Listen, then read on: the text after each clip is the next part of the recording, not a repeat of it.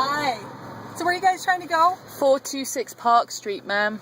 Okay, and did you stop in at the church to get your pass? We were unable to because the only place we could find a place to stay is up in Netherlands, and I think you can understand with the drive how long that is.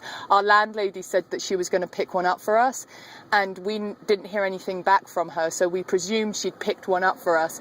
Now that I was able to get hold of her, she said she wasn't able to get one. Yeah, so right now you have to go to the church itself on 66. Which it's, you know, just straight down to Hover. Yeah, I know where the Lifebridge Church is. So that's where you have to go in order to get the pass. She has to be at work at 5 o'clock back in Boulder. Okay. We drove down from Netherlands. And I understand that. And that's I don't think you drive. do. I don't think you do understand. Okay. And I don't think you respect us enough to say, look, you got 2 hours to go in and take care of essential business. What I am telling you is there is a process. Yep. Okay? You are not meeting the process. I'm sorry, your drive was from Netherlands. So people that are transporting all of these trucks that have no business being in the community, they apparently met some process. Okay. And a process that we were informed. You need to go. The process that we were given. I'm not going to argue with you. The process is, if you want to go into your home, you have to show ID. We don't have passes up here.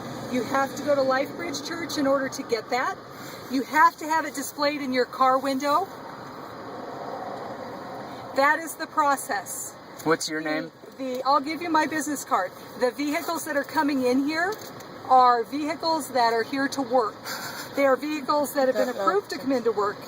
They are residents in here and construction people to work. There you go. Would you like one, ma'am? No, I don't need one. Thank you. So the process is you need to go to Lifebridge Church. What's your name, ma'am? Bodine. B-O-D-I-N-E. You need to get your pass from that location. I don't have passes to issue. That is not what we're doing here at this location. So you need to go to Lifebridge Church. Do you have ID on you, sir? Am I being detained? No, you're welcome to leave. Thank you, ma'am. Excuse me.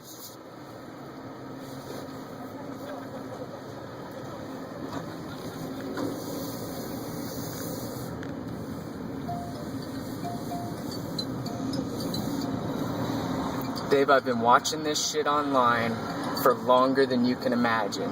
This is the rollout of exactly what people warned. This is fascist style, show us your papers in a free country. Look, I understand if you see it differently, that's fine. But what just occurred there? Two people that live in a community are not being allowed in without proper documentation. What is that to you? Because I know what they called it in Nazi Germany and Russia and a number of other places where this kind of bullshit occurred. And we're seeing it roll out here. The legislation around firearms is not an accident. This rollout is not an accident. People want to pretend that it was this big, huge weather event in Colorado, in all the cities on the Front Range of Colorado, not an accident. And they want to see how the public is going to respond. And if the public just accepts it and continues to move forward and say, okay, this is how we do business, we're going to see checkpoints like this popping up all over the place. They already have it in California and have done so for an extended period of time. Do you have oranges in your car? What difference does it make to you if I have oranges in my car? That's in America.